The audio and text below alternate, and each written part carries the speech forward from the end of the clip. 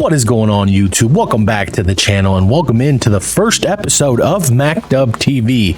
That's right, the name has changed, the logo has changed, but we're still the same Mac. And the MacPack Alphas, if you remember last time, we had just appealed to the NCAA to let us play in the postseason and get rid of that 2-year probation period. Well, as a matter of fact, the NCAA did reject our appeal the first time around, but after a generous, wealthy contribution of some sort, the NCAA finally reversed their decision and they have decided to let us in the postseason. So now we just have to see where we're going to play. Now, if you take a quick look at our schedule, you can see that we were perfect in the regular season, 12-0, highlight wins against number 5 Notre Dame and number 23 Iowa State. Also, take a look at the exclamation point we put on the undefeated regular season, putting up 78 points against the Maryland Terrapins. And the college football playoff polls have us as the number 2 team in the nation. So we solidified a spot in the 8-team college football playoffs. But now it's time for us to determine who else is going to be in the playoffs. So I think it's a no-brainer that the top 3 teams are locked into their positions. Ohio State is the number 1 team. They're 13-0, Big Ten champs thanks to a thrilling overtime win against Nebraska in Indianapolis at Lucas Oil Stadium. Then you have the MacPack Alphas. We did not have a conference championship, but we're 12-0. We're one of only 2 undefeated teams left in all of college football. And then at 3, we have the Florida Gators, 12-1 overall, 8-1 in the SEC, which we all know is a fantastic conference. And they're coming off of an overtime win in the SEC championship against Arkansas. So 1, 2, 3 are all secure. But now it's time to figure out if 4 through 8 should stay the same. So let's take a deeper look at these schools that are looking to secure spots 4 through 8 in the college football playoff. First up is Alabama, and right off the bat, we can see a very surprising loss to open up the season at home against Wyoming. That's a big blemish on the resume. Their only other loss was against Arkansas, who was in that SEC Conference Championship against Florida, so that is a quality loss. As far as quality wins go, they actually do not have a win against a top 25 team. Now, I'm sure when they played them, maybe some of those teams might have been ranked in the top 25, but looks like that SEC might have been down a little bit this year. But Bama, 10-2, no wins against the top 25, a loss against Wyoming and a loss against Arkansas.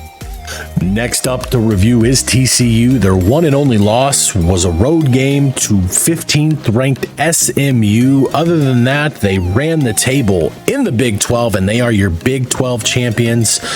Impressive wins against number 7 Baylor, number 21 ISU, and again, regular season undefeated champions in the Big 12. I think they have shown that they deserve a spot in the college football playoffs. The next team up for review, Notre Dame Fighting Irish, 10-2 on the season. They did struggle early on, losing back-to-back games, one to UAB. A little bit of a surprise there, but UAB is a top 25 team, and then a 50-0 shellacking by the MacPack Alphas there. So that is not a good look on the old resume there. But later in the season, they do have an impressive road win against Arkansas. So 10-2.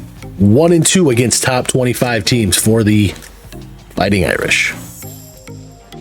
Next up is our second Big 12 school, Baylor. Baylor has 2 losses, 1 to ISU, 1 to TCU. Both of those are top 25 teams that they lost to.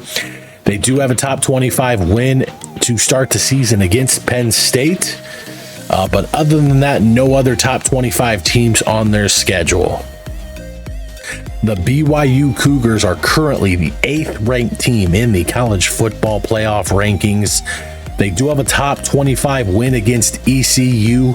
Maybe a bit of a head scratcher that ECU is the 11th ranked team in the nation. Their one and only loss was a road loss to North Carolina, who is currently the number 12 team in the nation. Outside of those two games, nothing really impressive, not a very tough schedule, but nonetheless, BYU is 11-1 and currently sits in that last playoff spot. One of the two teams on the outside looking in are your Michigan Wolverines. They have 3 losses. No other team currently in the top 8 has that many losses. They have a loss to LSU, a loss to Michigan State, and a loss to Ohio State, although a very close game, only losing by 3 to Ohio State. However, even though they do have 9 wins, none of those have come against top 25 ranked teams. Kind of interesting that both the SEC and the Big Ten look to have just been maybe beat up on each other, and neither one of those conferences may be as strong as they usually are. So looking at Michigan's record, looking at their resume, I would say they are not one of the top 8 teams in the nation right now. Another team that is usually a perennial powerhouse are the Clemson Tigers, 10-2. Lost to North Carolina State, who is actually the ACC champions, and a loss to Boston College.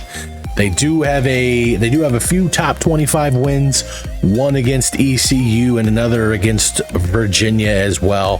So 10-2 and 2-2 against top 25. They could be a sleeper team in the top 8.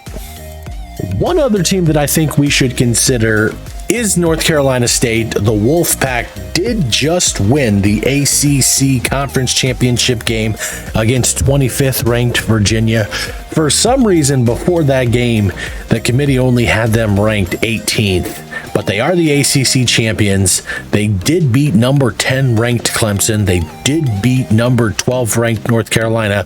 Both of those games on the road, I should add. And again, they do have that top 25 win against Virginia, which was for the ACC title. Now, I think what hurts them is the loss to a 3-9 Syracuse and a loss to a 6-6 Florida State. But North Carolina State is 11-2. They are the ACC champions, and they have 3 top 25 wins this season. So there you have it, a little bit of information about the 10 or 11 teams that are all fighting for one of the 8 spots in the college football playoffs this season. I do believe that spots 1, 2, and 3 are solidified with Ohio State, the MacPac Alphas, and the Florida Gators, but spots 4 through 8 are still up for grabs.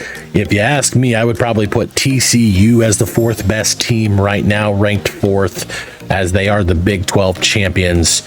And if I was going to remove a team, it would probably be Baylor.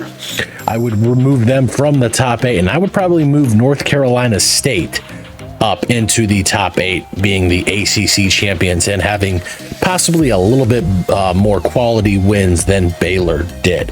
However, I do need your help to help me pick the final 5 spots and exactly which ranking they get.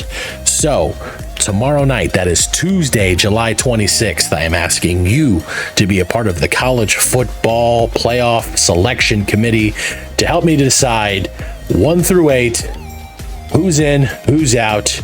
And then after that, folks, we will get this thing rocking and rolling and seeing if the MacPac Alphas in year 2 of program history can become the national champions.